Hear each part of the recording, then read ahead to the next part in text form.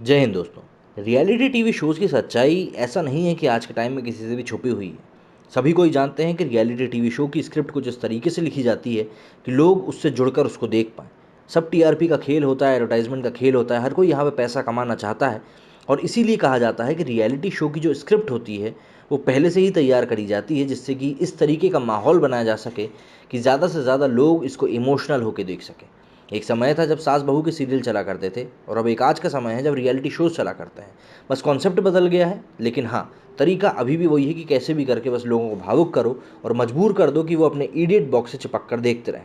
चाहे big boss हो या फिर कितने भी डांस रियलिटी शो, कोई भी इन चीज़ों से बच नहीं पाए हैं। और अब इंडियन आइडल 12 जो कि अभी चल रहा है, उसको लेकर भी कुछ ऐसी ही पोल खुलने की बात सामने आई है जो कि उनके मेकर्स के बारे में है।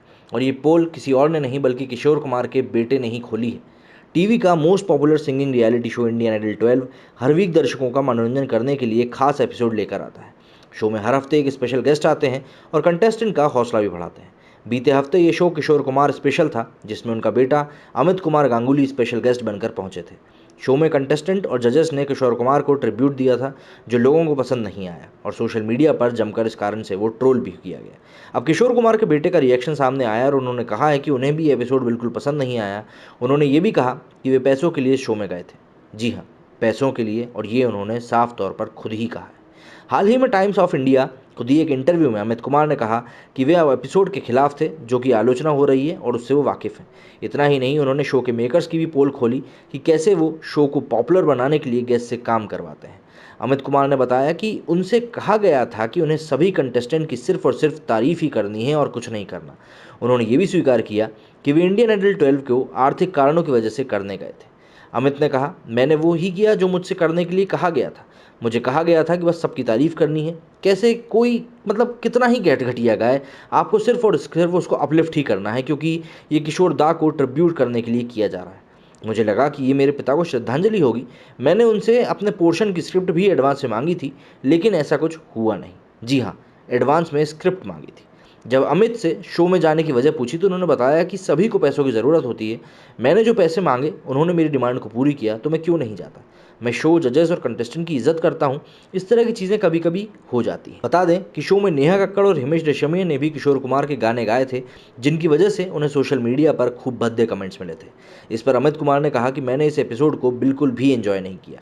हिमेश और नेहा को किशोर कुमार के गाने गाना बहुत महंगा पड़ा। कुछ लोगों को हिमेश और नेहा का गाना बिल्कुल भी पसंद नहीं आया। सोशल मीडिया पर लोग दोनों पर भड़कते नजर आ रहे हैं।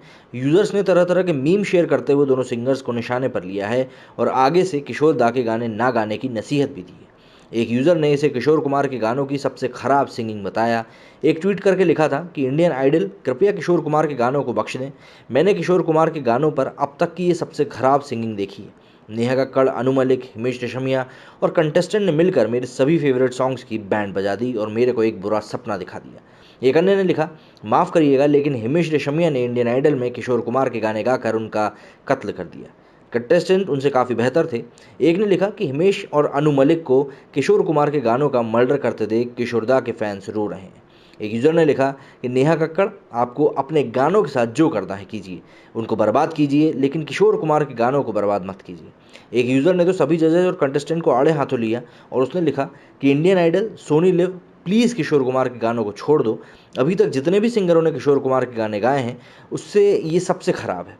मेरे सभी पसंदीदा गानों को आपने बर्बाद कर दिया, उसके लिए बहुत बहुत धन्यवाद।